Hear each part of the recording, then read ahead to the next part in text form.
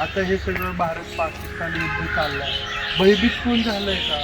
तर भयभीत एक जन्मलेलं मूल आणि एक वयस्कर लोक. बाकीच्या मधल्या पिरियडमध्ये म्हणजे साधारण आपण म्हणूया की 25 ते 55 वयापर्यंत माणसाची उर्मी असते काहीतरी करावं हे का. त्याचं कारण काय? त्याच्याकडे एनर्जी असते. आणि भयभीत कोण होतं? एक ठराविक वर्ग असतो. म्हणून त्या लोकांच्याकडे जायचं की या वयामध्ये आत्ता तुम्ही स्वतःची काळजी घ्या, बाहेर पडू नका जास्त, उन्हातही बाहेर जाऊ नका, किंवा आत्ता युद्ध चाललंय, या युद्धाच्या बॉर्डरवरती किंवा जे सैन्य दल आहे आपलं संरक्षण करतं ते सगळं चिंता करतंय त्याची जबाबदारी आहे. आणि ते फार विचारवंत आहेत सगळे, कुठलीही गोष्ट अविचारानं करणार नाहीत.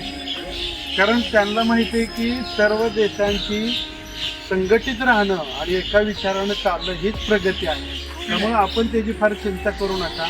आपण आपल्या ठिकाणी आपल्या घरात सुखी आनंदित पण विचारानं राहा, चिंतेने राहू नका आणि आपल्या तब्येतीची काळजी घ्या.